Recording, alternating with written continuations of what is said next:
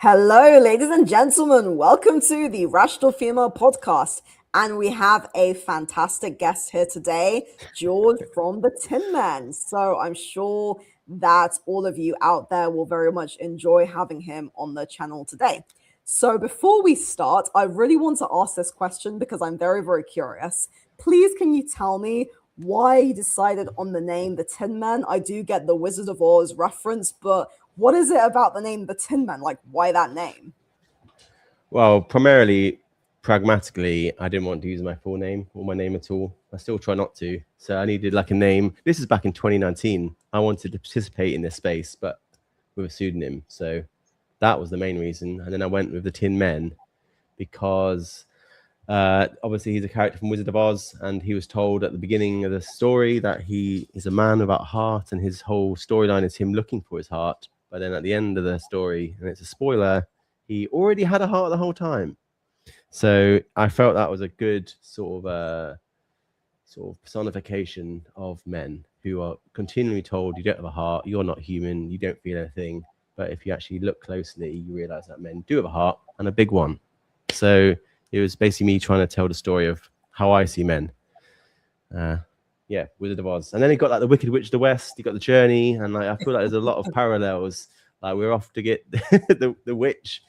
I'm not sure who the witch is, but I guess that's the villain, obviously. So TheTinMen. Okay, that's really interesting. Yeah, I would say the witch is feminism as a whole. So can Yeah, you it please tell changes. me, yeah, can you please tell me about the work that you have done then in the men's rights sphere? So how long have you been in this space? How long have you been doing the work with TheTinMen, and what kind of work do you do essentially? Well, I've always been a bit of a complainer. I've always been a bit of a male Karen, and I've always been a troublemaker and an iconoclast. And I like to. My parents both taught me, especially my dad, to question everything and everyone, like regardless of authority. So I've always done that. And there's definitely been times in my journey before I even set up TheTinMen where I felt things had happened to me that shouldn't have happened, like acts of discrimination, like even small. I remember being declined a flat because of my sex, because the landlord, for her safety and comfort, didn't want to rent to a man. And I didn't Mm. give a shit about that. But I was a bit like, that wouldn't go down well if I was any other group. And Yeah. things like that, little red pill moments, I suppose you'd call them, led me down the road to setting up TheTinMen as a page. And then since that point, which was end of 2019, obviously coincided with COVID and lockdown, where I didn't really have any work professionally as a filmmaker. I just wanted to create content that raised awareness around issues that were really important, but too unpopular to talk about. And I've played a small part, I hope, in making these issues a bit more mainstream, a bit more palatable, a bit more things that people are willing to engage with, like we are. So yeah, and I'm almost 1,200 posts in, although I probably did about 200 posts on top of that, which I've now archived. So call it 1,500 posts. Each post is 10 slides. So what's that? What's that? 15,000 pieces of content. Wow, that's That's really probably about right. cool. And it's Yeah, no, I everything. do It's follow you on Instagram. I see your stuff all the time. But yeah, so I mean, you were basically coming from a place of just frustration and seeing the issues that men were going through, and obviously your own experiences as a man. So, like, mm, how did you start? I guess you started with the blog, right, or the Instagram. Like, what is it? Did it just kind of grow and grow and grow? And Instagram. Mm. Instagram, yeah, okay. It was the Instagram. Like, yeah. Started in 2019. I remember my first post was about homicide stats, and it was 81% of homicides worldwide, according to the United Nations Department of Crime, Drugs and Crime. 81% of homicide victims are men worldwide. That's not changed, although more data has come out, but it's more or less the same. And I remember asking some of my former feminist friends, I was like, why are we always only talking about violence against women when 81% of homicides worldwide are against men? And I Mm. wasn't trying to be an antagonist. I was like, what? That is a question. That is a good question. I'm not being a dickhead. That is a good question. And they were so angry. They were like, you did this and that, and it's not about blah, blah, blah, blah, blah. And it was their response that intrigued me the most, like their inability to reconcile basic stats within their framework of the world. And that was my first post. So what I've sort of just shown is I create the post so I can commit it to memory. So even though I created that 5 years, I can still tell you exactly what stat it was. And that's exactly why I do it, so that when I have conversations, I can talk about these issues in a way that I hope is fair and ethical and evidence-based. And this is how I basically mapped out my brain over Instagram. And yeah, it started with Instagram 2019, initially talking about homicide data, but then it grows: education, domestic abuse, sexual violence, circumcision, homelessness, drug addiction, suicide, mental health, workplace death. Like there was just too much. I was just like, well, there's just too much to do. And it's been keeping me busy for the past 6 years. And now I've gone from Instagram to YouTube to X to Reddit to LinkedIn, set up my website recently, TheTinMen.blog, which I've now migrated all my content onto. And I'm just trying to build the biggest, most complete catalogue of men and boys issues in the world. That is the ultimate ambition. And that's what I think I've done, probably. But I've still got a lot to go, a lot of energy to give, and I'm enjoying the process. And it's really great meeting people such as yourself. So yeah, that's where it started. Yeah, well, you've certainly made a name for yourself. I mean, I remember hearing about you years ago, I think, because I started my channel in 2022. And I think, I can't remember who it was, but somebody told me about the Tin Man. I think I must have messaged you, but I didn't hear back because I think you were, getting a bit. Well, to be Sorry. honest, I was like, I wasn't even sure if you were going to respond to me for this. Like, I emailed you, and then when you responded on Instagram, I was like, oh, wow, that's awesome. So that was really cool. I was quite happy to hear from you. But yeah, because I'm really, really like, your work is astounding. I mean, the amounts of detail that you go into on everything. And as you said, it literally covers every single possible issue facing men and boys. But so, like, do you write all the content yourself? Do you make it all yourself? Do you have a team? Like, how do you do it all? Yeah, it's mostly, it is about 99% me. And yeah, I write, I conceptualize, I design, I'll edit, I'll animate, I'll do the captions, I'll do the illustrations, I'll do the research. So I love it. I mean, I'm a bit of a creative polymath and a control freak. And I actually love having access to all of these creative skills, because sometimes they have to sort of change a mold in real time. Like, because I'm writing and designing and animating and editing, I can change things as and when I'm going. I'm not relying on a big team. Although shout out to my girlfriend, who works in social media, and she proofreads a lot of stuff for me, and she has done some design work for TheTinMen, but still, I think we both agree it's still overwhelmingly me. Every now and again, I mean, I spent quite a lot of money filming some podcasts, which I raised through Patreon. I didn't do that, but I do film podcasts and I do work in the film industry. So it is mostly me, with a few helping hands and a couple of dogs. But yeah, that's about it. Do you face any backlash because of your like day-to-day job? I mean, I imagine it must be a bit difficult because like if you said your background is in film and you work in film, like do people know that you do this as well, or do people just not know anything about it? Do you keep it anonymous? I mean, you never know when you've been cancelled, but my film work has disappeared somewhat. Like, I've probably lost about 90% of it. Partly that's because I spend so long doing this. I wake up and from about 7 or 8 until about 8 or 9 o'clock at night, I'm doing everything, and I'm not marketing my film work anymore. So maybe that's part of the reason why it's disapparated. But it could also be people are contacting my clients, and you've done a great job, but of helping me lose that work, if that's your intention. But that's why I'm trying to move my income over to TheTinMen, and my community has been incredibly generous. That I'm close to being able to be like, I'm sustainable now, where I can now say whatever I want, and I don't have to worry about losing money or going bankrupt. And then I want to keep pushing that, because I want to raise more money. And I'm actually doing a post about this now, posting on Monday, I think, where surplus money I can raise, I can then give out to other organizations, other groups, other people that are doing really, really important work. You were talking about just off the camera that you wanted to buy a camera. So I would like to one day be like, here's £500, go buy yourself a camera. Like little things like that, where I can help give people money. And we've got a cool project I'm going to be looking at funding soon that is about the construction industry, and trying to help bring the suicide rate down in construction. So that's the first project. But got big plans. Well, got a lot of ideas and not enough money or time. But hopefully that can change. But yeah, that's the plan. Well, I think you're doing a great job. You've done so much already. And yeah, I mean, I'm really actually intrigued to ask you about your other work, but we'll save that for later. So, what actually to you, what does it mean to be red pilled? Would you consider yourself, well, I guess you would, but maybe you wouldn't Yeah, consider yourself red pilled? What does that even mean? I've definitely been red pilled. Fucking most days I get red pilled. Okay. I mean, the recent red pilling was Thursday. I'm doing some research now onto parental alienation, which I'm sure you know about.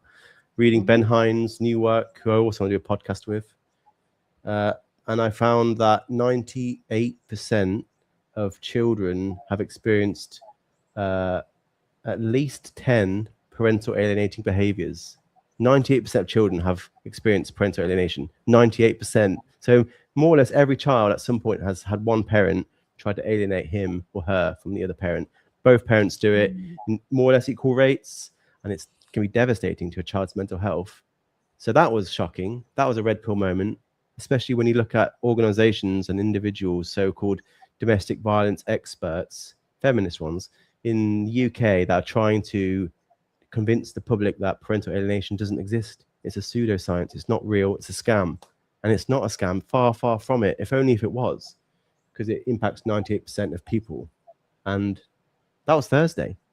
And then Friday you have another, and then every single day it's like, I cannot believe I didn't know these things. Like, I can't believe 41% of abuse victims are men. I can't believe 51% of victims of intimate partner violence right now, currently in a relationship in the UK, are men. I can't believe, all the fat boys behind, men dying, and then I can't believe on top of that how no one cares apart from, you and I and a few others. And that's the red pill.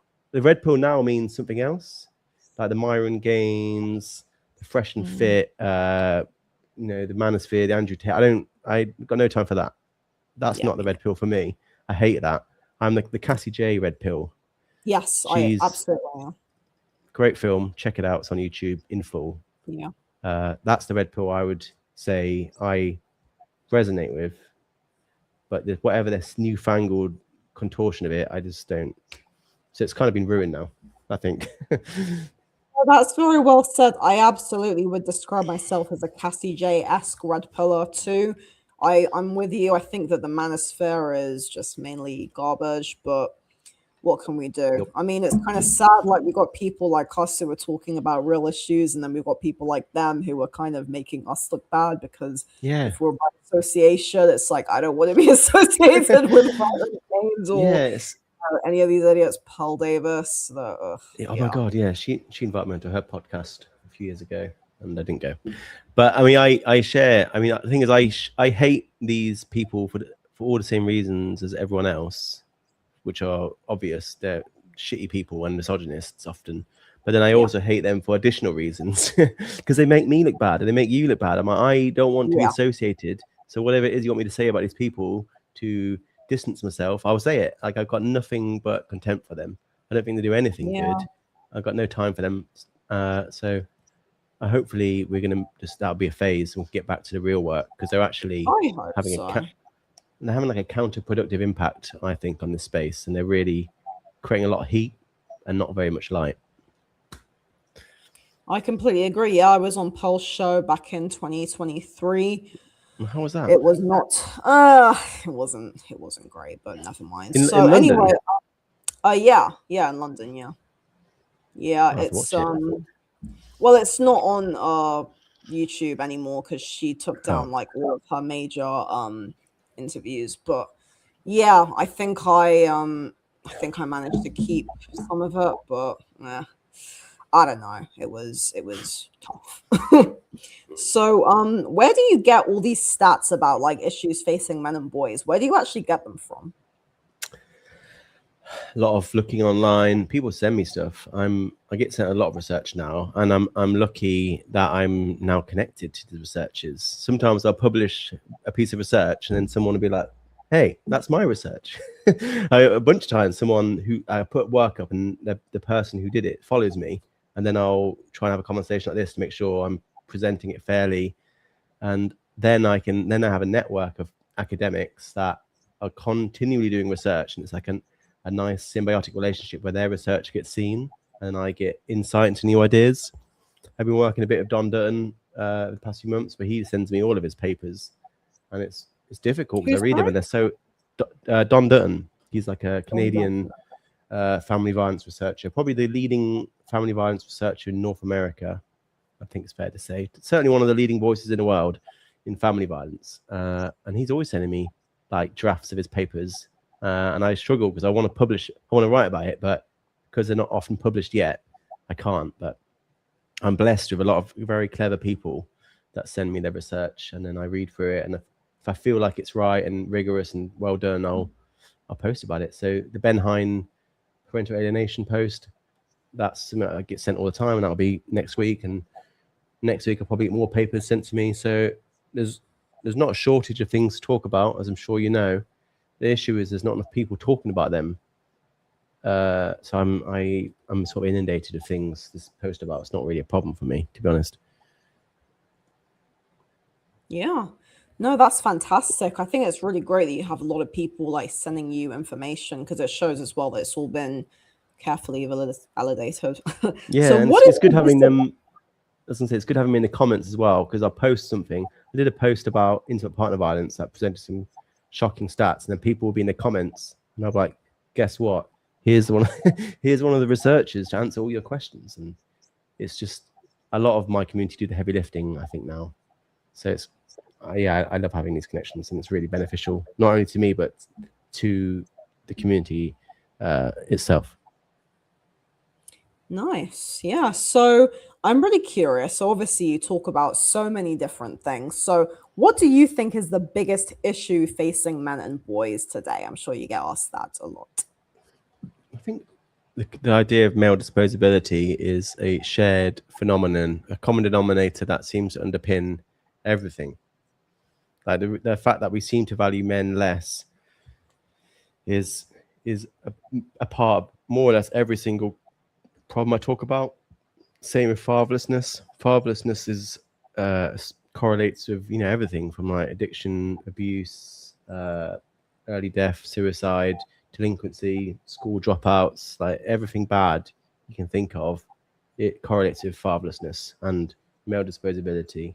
So I think those two are big universal issues, but ultimately it's hard not to say things like male suicide, because it is quite literally the biggest risk to my life. As I sit here now, the thing that's most likely to kill me is me.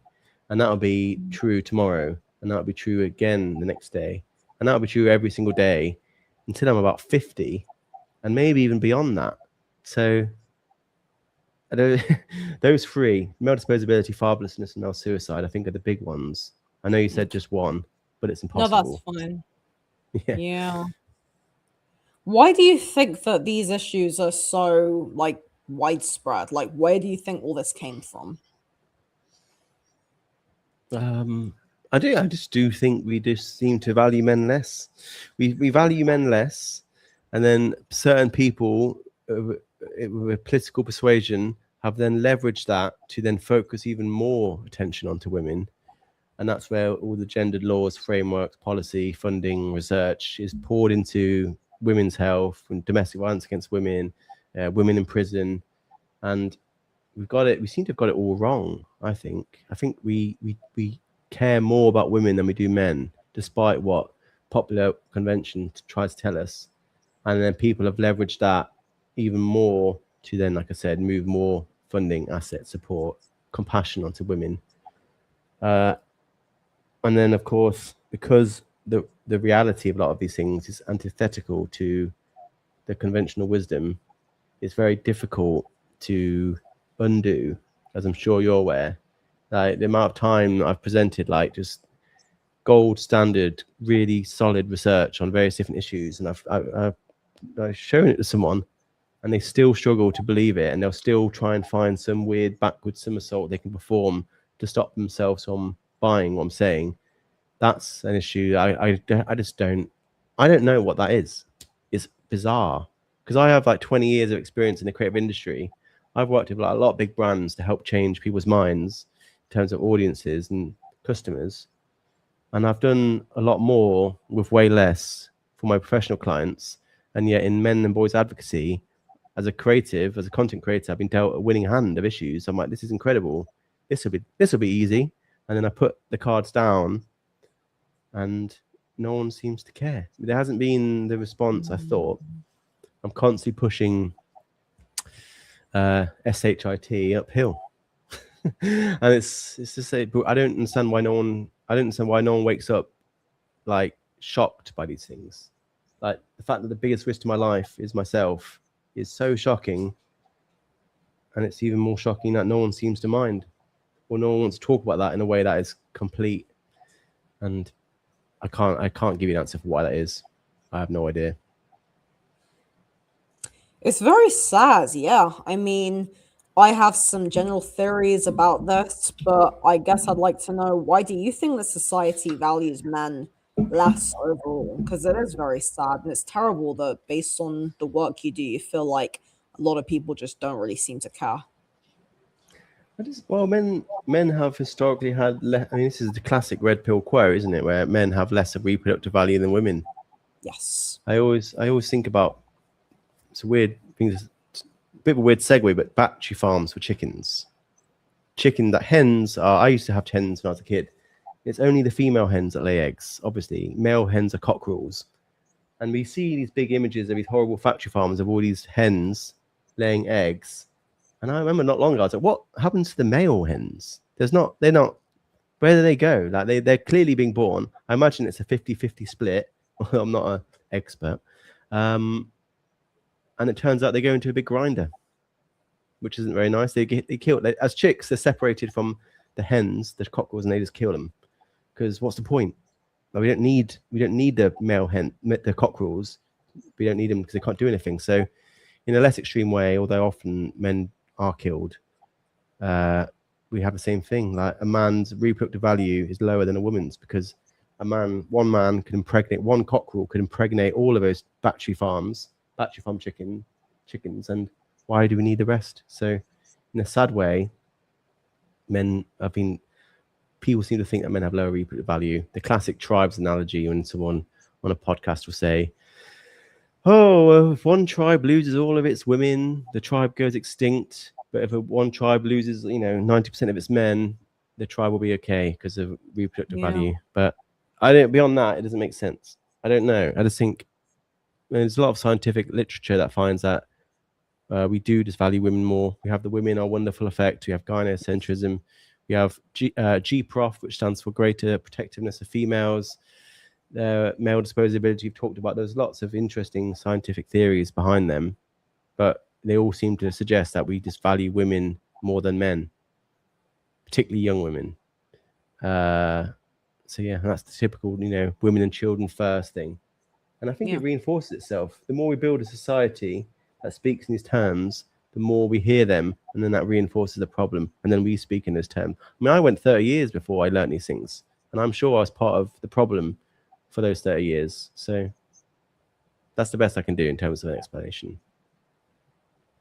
When you gave the battery farm episode analogy, I just remember this American Dad episode, right? Where there's this funny scene in an episode of American Dad, but one of the characters, I don't know if people are familiar with American Dad, but like Steve, he gets this chicken and they're working in this chicken farm, and it's exactly what you said. Like all of the females, they all go to hatch the eggs, and they're like, where do the male chickens go? And it just shows. And it's actually quite funny because it's this American Dad. It makes fun of everyone. But when you actually stop and think about what they're making fun of, it is quite sick. And it's like, yeah. I mean, I guess a lot of feminists would say to counter that, what about all of the girls being murdered in China or India?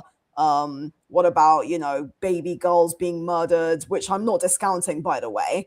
But you seem to present a narrative that runs counter to all of the kind of feminist propaganda we're constantly bombarded with. That I'd say the majority of people believe that women are somehow undervalued, because I believe that I would say I'm a gender equalist, which is a term coined by Tim Goldish, and that men and women, we both have equal value, but we're different.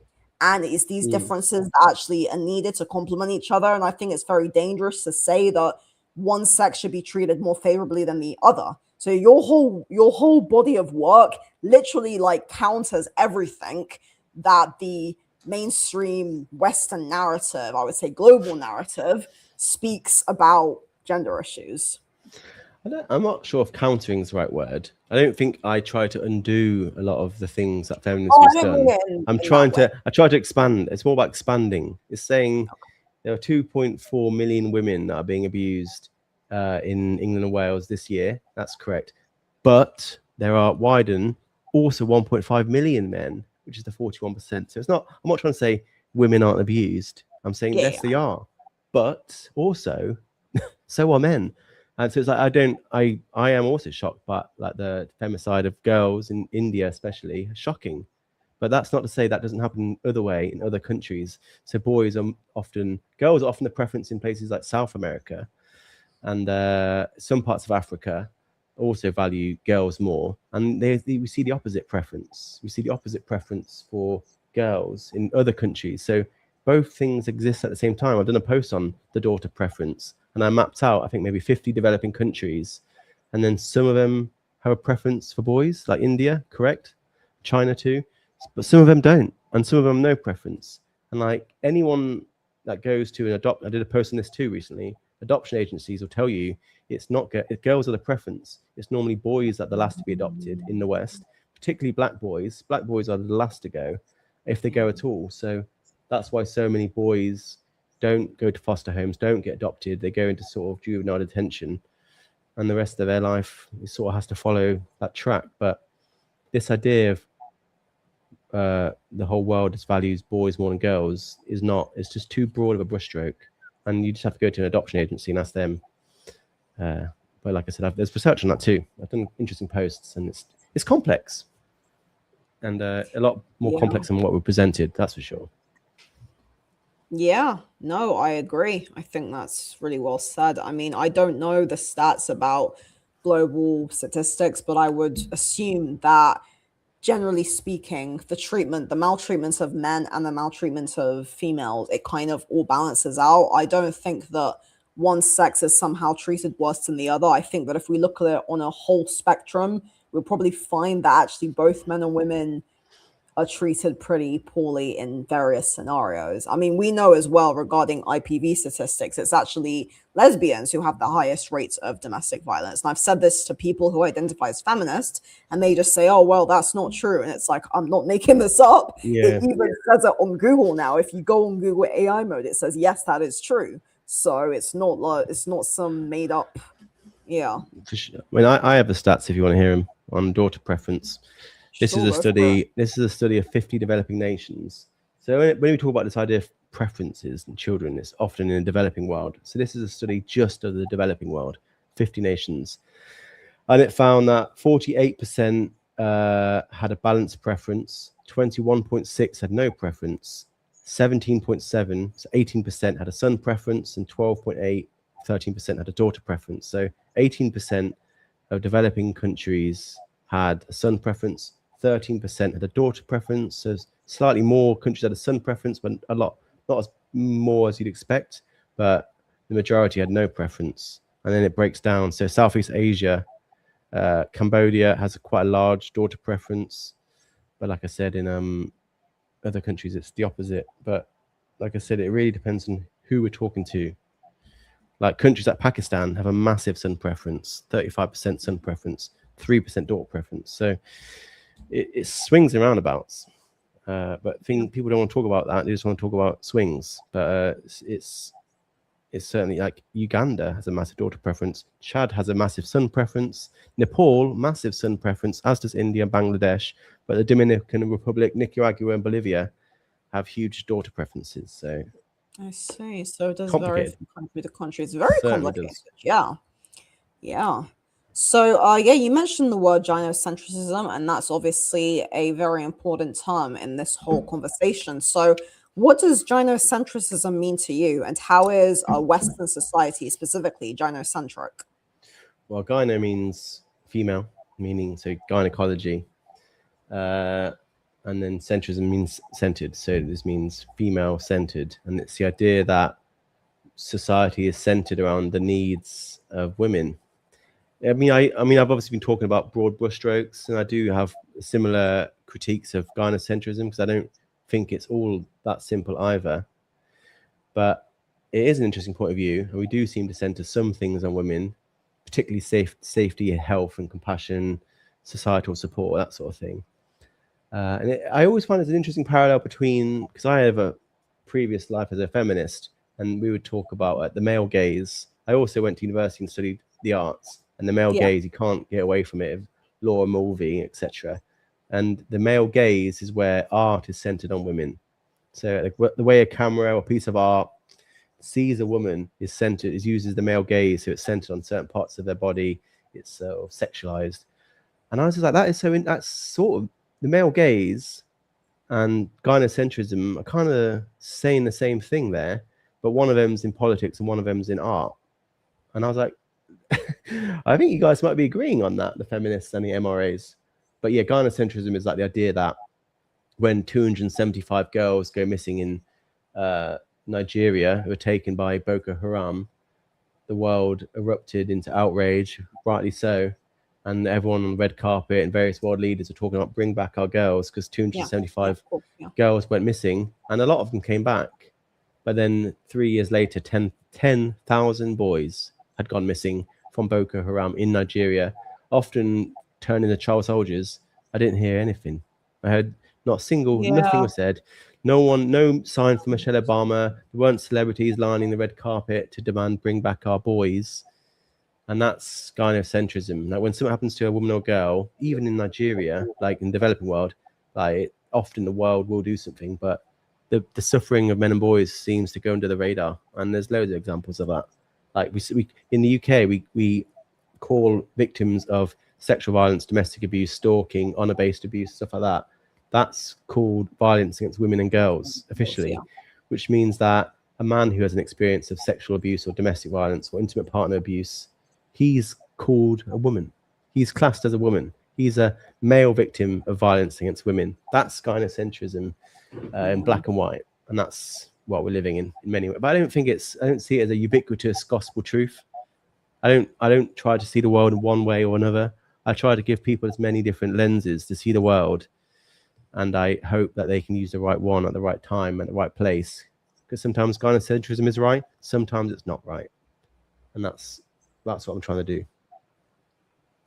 Yeah, no, absolutely. I'm very familiar with that. So you mentioned you used to be a feminist. I was too. Oh yeah, this is why I write things down because otherwise I forget things. So the male gaze is interesting because the male gaze theory, it says that women are portrayed as like voyeuristic objects of desire. Yet the irony is that certain strands of feminism, like say liberal feminism, actually celebrated women sexualizing themselves. So these kind of hypocrisies within feminism are very confusing because on the one hand, you get feminists saying women are being sexually objectified and it's really bad and it's the male gaze. Then at the same time, you get women going on slut walks and, having their like body showing and demanding and saying that Beyonce shaking her butt is empowering. So it's very, very contradictory. It's very confusing. Or promiscuity is empowering, or las mags are bad. Like it's really, really strange. This is actually because I used to be a liberal feminist for about 4 years as a teenager, and I think all these contradictions, it was like really, I just thought there's too many hypocrisies and contradictions around that.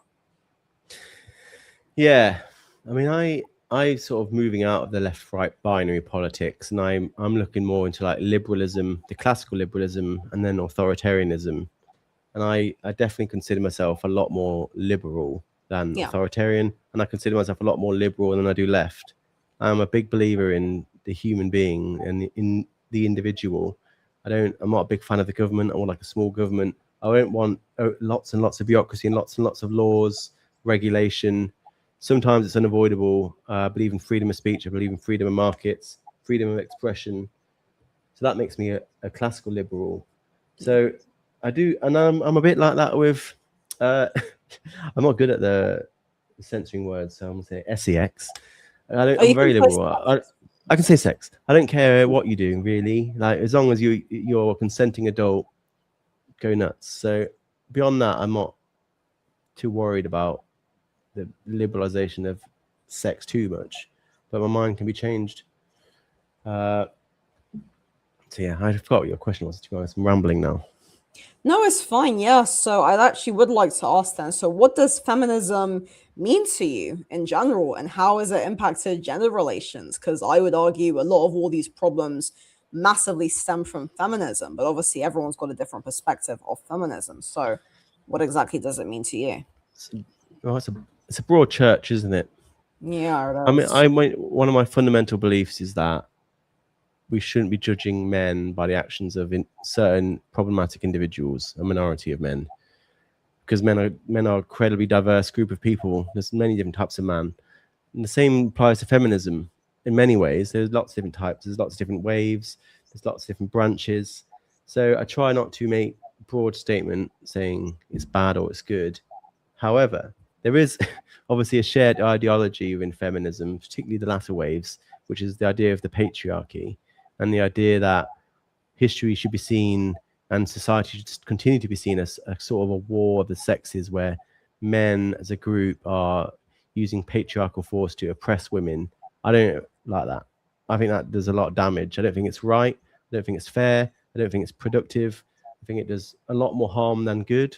I'm sure people can find and show me ways in which it does make sense, but then guess what? I can show you ways in which it doesn't make sense. So the idea of the patriarchy I find to be very corrosive in the UK, talking about in the UK, and we're talking about now. So it's hard to take the patriarchy out of feminism now to the point where I don't think you can be a feminist without believing in the patriarchy. So in that sense, I think it has done harm. And I think a lot of the culture war started with the patriarchy theory. And the people that Kate Millett, who popularized that term of sexual politics, was fucking nuts. Nuts. Mallory Millett, her sister, has condemned her. And I was like, people need to read about Kate Millett. And like, she was not nuts in a, Charles Darwin was nuts, but actually he was brilliant. He was just ahead of his time. She was just nuts. I was like, I don't like people like, well, everyone, these amazing people throughout history were seen as crazy and they turned out not to be. And I was like, yeah, I think she was literally sectioned. And these concepts that she came up with through her book, Sexual Politics, and she popularized, I think we need to see them in that context. And I just don't think it's helpful. I think we're moving further and further away.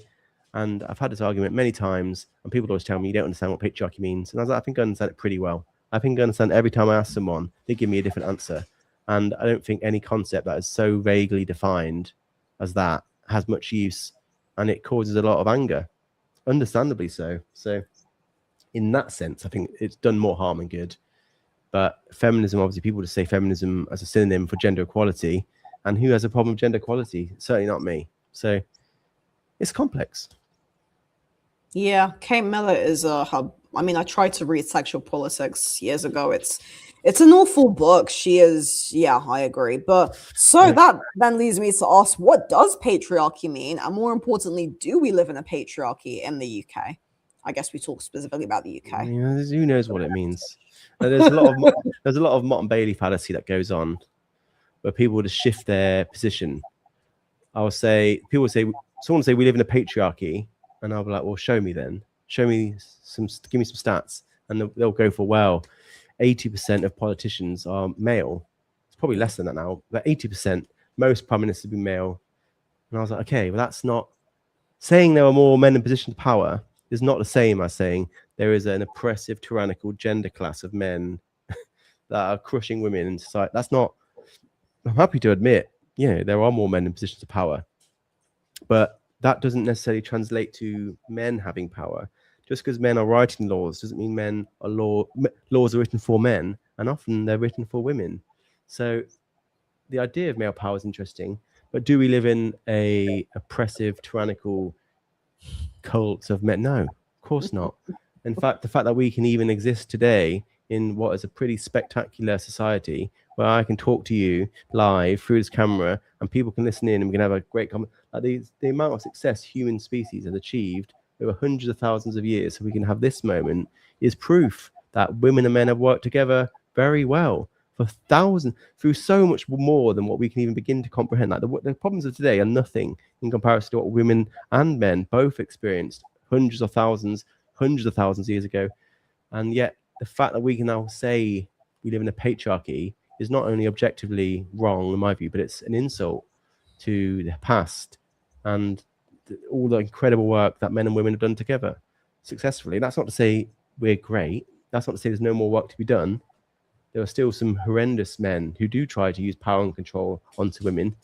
But guess what? There's women that do the same to men. So it's not, I just don't like this broad brushstroke cartoon view of the world, i.e. the patriarchy. I don't think it leads us anywhere. I think it's becoming increasingly outdated. I think those who hold up that worldview, they now have to decide like, when is the patriarchy smashed? And like, when I literally want to be like, well, if you've been like, what is the criteria for the patriarchy having been smashed? Like, just tell me, because it's so nebulous. I'm like, what do you want? When does it, like, because education was seen as a sign of the patriarchy. Women kept out of education. I was like, yeah, all right, fair. Don't think it's quite that simple, but let's go with it. Now there are more women in education in America now than there were men in education. So in 1970, so the gap has actually gotten bigger. Like, women are further ahead now in education than men were 50 years ago. So is that smashed? Like, is that we still smashing it? Because we'd smashed that patriarchy in 1981. In 1981, there were an equal number of men and women in university in America. Good job. But then we carried on smashing it to the point of now there's nearly 2 women for every 1 man in university, which, like I said, is a bigger gap than what we saw in the 70s. So we're not closer to gender equality. We're actually further away, but inverted in education. Health, seen the same. People talk about, women's health is underfunded. We can argue that if you want, but it's not underfunded anymore. Men's health is underfunded, and we're still going. We're still smashing it.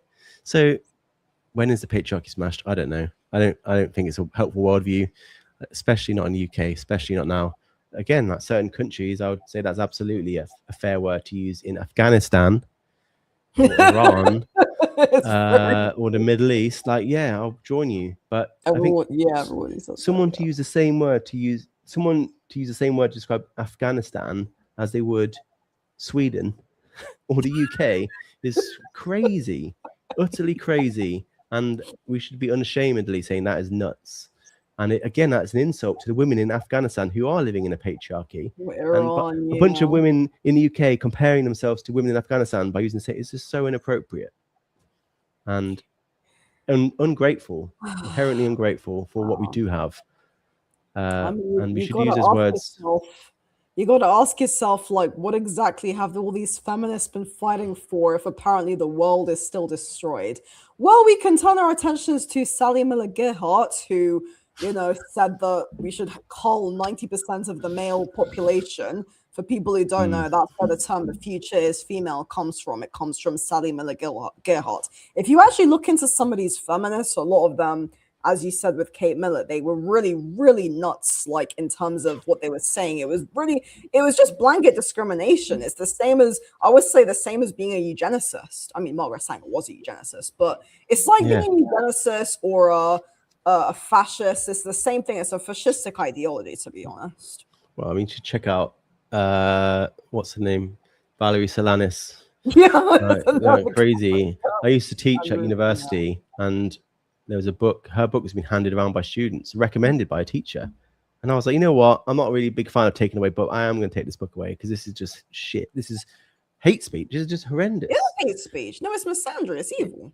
I'd say it's evil. Yeah, it's like the things she says about men, you just cannot imagine anyone saying that about women and having it published in a book and then having that published in a dozen different languages and being seen as like a central Bible of feminism.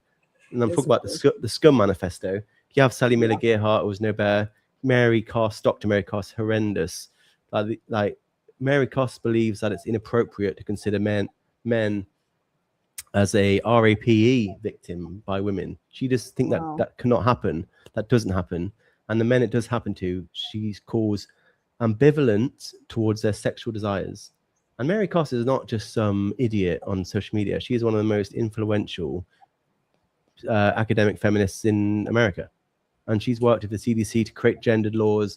She's done that 1 in 4 women stat. It comes from her, and she's such a repugnant person. And it's people like that exist, but the fact that she's risen to the top and doesn't get any scrutiny from anyone besides people like you and I is just nuts. She is And nuts. these people are celebrated and given academic credentials. This is one of the main reasons, actually, why I don't want to be a feminist. I don't want to be associated with those people, with Robin Morgan and Shayla Jeffries and this lady you just mentioned. I don't want to be, like if you actually look at because I would argue actually the radical feminism is feminism and that the so-called pop feminism is not really feminism. If we look at what these ladies are saying and how deep they go, it really is like just barbaric. It's disgraceful. Yeah, So there's certainly room for improvement. Let's put it that way. It reminds me of the 2019 Million Women's March in Washington, D.C. I think that's probably the biggest feminist event ever. And Donna Hilton was invited to speak as a headline speaker, Donna Hilton. And it's hard to say what she even did about getting red flagged, but she basically was complicit in abducting a gay man and torturing him and she KILLED and RAPED him, and then she was invited after doing these things, the most brutal crime you could imagine to a gay man. She then was invited to speak at the Million Women's March, and there's photos of her and Gloria Steinem like, hey. And I was like, if you can find me a man who's done that to a woman, obviously they do exist, too many, but I've never seen one of those men be given like a headline speaking role at the biggest men's event ever. Like Donna Hilton is a horrendous person. To spend 5 minutes looking at what she did, and I don't know why she would be invited to that march to speak, and then have photos taken of Gloria Steinem. It's not. That is just the lack of accountability there is staggering. And there's loads of people like that. Sadly, people are very afraid to criticize feminism. It's sick, feminists. Yeah. But there's a lot to say, unfortunately. Yeah, I mean, I wanted to ask actually, what made you stop being a feminist? Because I know at the start, around the beginning of this chat, you mentioned how you always were very, rebellious and questioned things and your dad, etc. But what actually made you go from being a feminist to a men and boys advocate? Yeah, I mean, I don't consider myself. I mean, we're talking offline about neither of us consider ourselves MRAs. I've never called myself an MRA. I don't consider myself, and I don't think I'll ever say I'm an MRA. I don't believe in labels in general. I just like to have my name. George is my label. And I stopped being a feminist partly because of that. Partly I was like, well, what am I gaining from calling myself a feminist? What do I get out of this? Like, I can still support women. I can still want to empower women. I can still push for gender equality. But I don't have to be a feminist. Like in the UK, I think 85% of UK people believe women and men should be equal in every single way. I consider myself part of that. But only 35% consider themselves feminists, which tells me that most people that believe in gender equality do not consider themselves as feminists. So you and I are in good company in the sense that most people are like us. We want to support women. We want to empower women. We want to talk about women's issues. And we want men and women to be equal. But I don't want to buy into this male deficit view set that tells the world that women are being oppressed by men. I don't think that's fair. We talked about it. It's not fair. It's not accurate. But we can keep doing the women bit. Keep empowering women. Love that. So that's why I stopped calling myself a feminist. I just felt, what am I getting? And I met a lot of feminists who are arseholes. I just met a lot of people that were just like, you're not a very nice person. Like, I'm trying to talk to you, and I just find you so unlikable. And what you're saying is not fair. I didn't want to associate with them. So I voted with my feet. And 2020, I probably stopped calling myself that. And now we're here.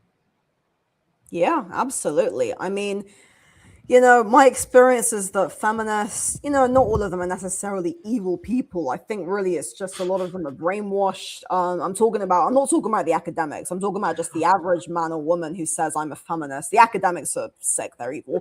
But the average man or woman who says I'm a feminist, I think they generally think that feminism is a just cause because they hear about women being murdered and women being, violated, etc. But they don't Mm. hear about the other half of gender reality. So it's terrible. And I think that, a lot of people who say they're a feminist, they're mind blown when they hear about all this other information. Like when they hear about this things about lesbians, when they hear about, as you mentioned earlier, male disposability, fatherlessness, men taking their own lives. Like they're just so gobsmacked by Yeah. all of this stuff. And I think what it is, because I agree, like, I think most people are not feminists. I think most people generally have the view that, like, feminism started off as a good, noble movement, and then it became terrible. I don't share that view. I hold the view that feminism has always been pretty nefarious because of, yeah. But I think that most people have the view that women were once oppressed and now we have equality and feminism's gone too far. I think that's the average view in terms of what I would say anyway. And I think that Mm. because most people don't really support feminism now, unfortunately, the media, the kind of, you mentioned the Women's March, the celebrities, we're not really getting a representation of the average person's perspective. We're Mm. just hearing what the mainstream says. And feminism is the mainstream view, because if it wasn't, then you wouldn't have yourself going to all these organizations talking about men's issues and basically just being ignored. So Yeah. feminism is the mainstream. That's why I would say I'm a non-feminist or anti-feminist. Like I would even call myself, I would say I'm an anti-feminist. I use that term. It might come across as antagonistic, but I am against misandry. I'm against what I consider to be orchestrated political misandry. In the same way that I would be anti-racism against everybody. I'm anti-racism against white people, black people, people of other ethnic groups. So I think that it's very, very bad to be so discriminatory against an entire group of people just for existing. Well, I don't consider myself an anti-feminist. Again, that's another label that's foisted onto me. So I just don't want to pop any group. I don't. Yeah. But my general view of feminism is that the average feminist. I mean, when I was single, I dated a lot of feminists. I don't know what it is. I'm very seem to get along well with them. Great chemistry, and I went on amazing dates with so many incredible young women. Like very fiery, very passionate, very charismatic. I had a great time. Not all of them, but most of them. Like 90% of the feminists I meet, I do think are good people. More than that, to be honest. The issue is the powerful, organized feminist groups and politicians and academics, like the National Organization for Women, like Yeah. Women's Aid, like Refuge, like Mary Koss, Ellen Pence, Donna Hilton.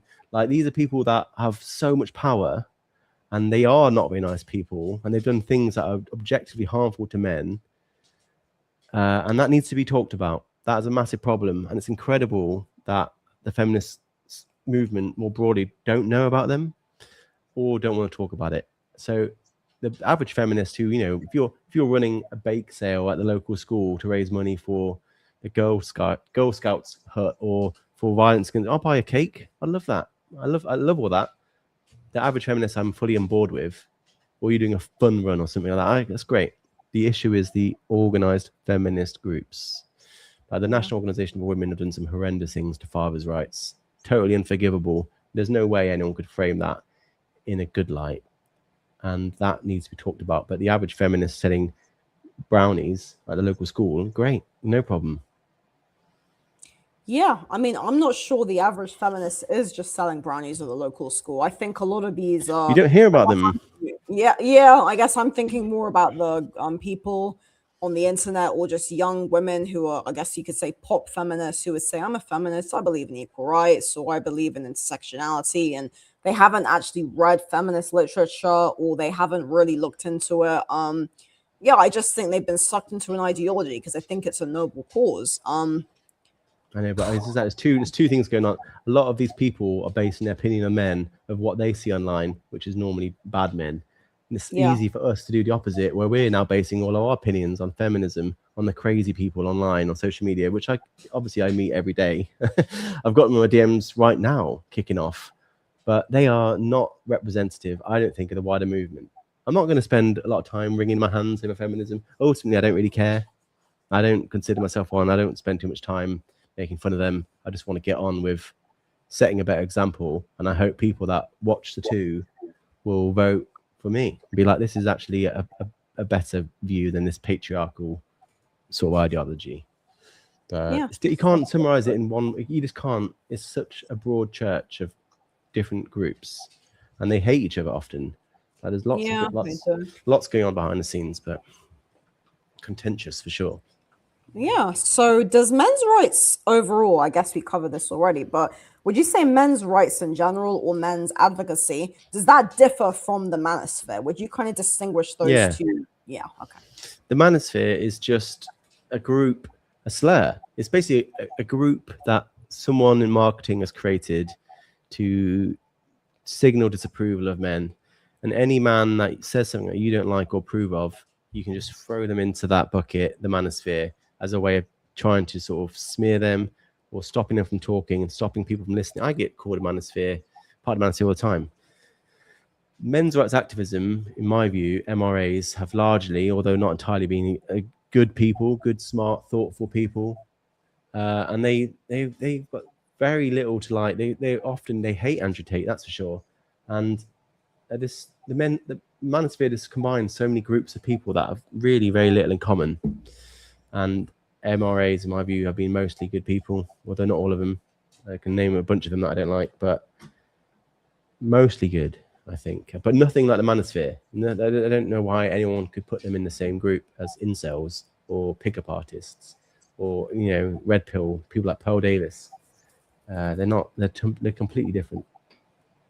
Okay. So, do you think there is any hope then for the future of gender relations and of raising awareness for male and boys issues in general? Yeah. I think we've seen in the past 12 months, we've seen a lot of progress. Like things exist now for men and boys that are saving men and boys' lives that didn't exist a year or two ago. I mean, we've got the men's health strategy in England now, which is certainly not perfect, but it's more than we had. This conversation about the violence against men and boys strategy, which has failed, but we're still having that conversation. People are talking about a minister for men and boys in the UK. I think about 50% of the public now support it, but I was laughed at the down the road for like just mentioning that 5 years ago. There's changes to the Office for National Statistics and the Crime Survey of England and Wales, where for the first time ever in the UK, we're going to find out how many men are raped by women. Or raped, sorry. And we don't know that. These are all changes that have happened in the past 12 months. So I'm hoping that progress continues. There's definitely like a critical mass arriving. A lot of the things, like I said, people would laugh at me for 5 years ago or shout at me. These are being discussed on national TV now, or on newspaper headlines, or down the local pub. It is changing, not fast enough, but it is changing, and it's going to keep on changing as people such as yourself and I try to make it normal. Because ultimately, there's nothing controversial about saying men deserve to be equal to. There are many issues that men and boys that you know too well that need to be spoken about, and there's nothing even remotely controversial. In fact, the opposite about saying these things, and people are figuring it out. So yeah, I am positive. Yeah, I think that's a fantastic outlook to have in general. So I want to ask one final question now because I'm very curious. You mentioned that you made films. So what actually were your films about, if it's okay to ask? Documentaries, commercial online films. I mean, I've always wanted to do documentaries, branded content, you'd call it. So I mean, that's the ultimate ambition for the Tin Men. It's not hard to figure out what I'm trying to do here. I'm trying to create content. I'm trying to develop a tone of voice that is resonant around these issues. And then maybe in the future, I can bring in my documentary skills. Bingo, TV series. But film costs money. But I would love to one day bring together my skills from the Tin Men with my skills in film to create a documentary or TV series. I don't know what it's going to look like. That's the ultimate ambition.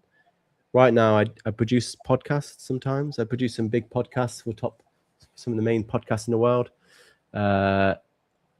But most of my day is now doing this. And like I spend 95% of my time at my laptop creating content for the Tin Men. And that's what I love doing. The filmmaking just pays the mortgage. But the ultimate ambition, as I said, bring them together. So stay tuned for that.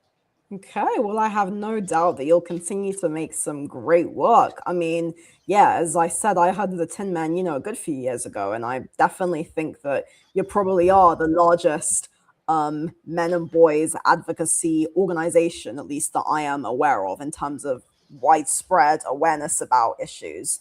That's what I would say. Anyway, I think there's people that would definitely challenge that, but I think the most complete, well, certainly, I mean, I hate to say it, but the best. I don't want to be the biggest, but I do want to be the best. And I would love I'd love for someone to come to me in the comments now, be like, this is a channel that does better content than you. I genuinely would love that, because then that would keep me on my toes. But I don't try to be the biggest, because there are people with more followers, but I do like to think I'm the best. I mean, that's extraordinarily arrogant. I think it might be true.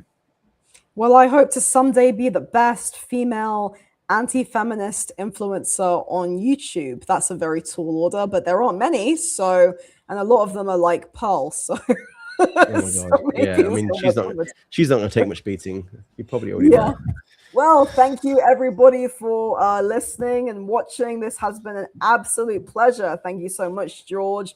I'm very honored to have had you on today. So yes, this is The Rational Female, and we will be live again. Let me just check my schedule. I believe the next guest shall be Paul Elam on Tuesday, the 2nd of June. So yeah, excellent. Please stay tuned for that. Until then, thank you everyone for tuning in. Thank you, George, and goodbye. Bye-bye. Bye-bye.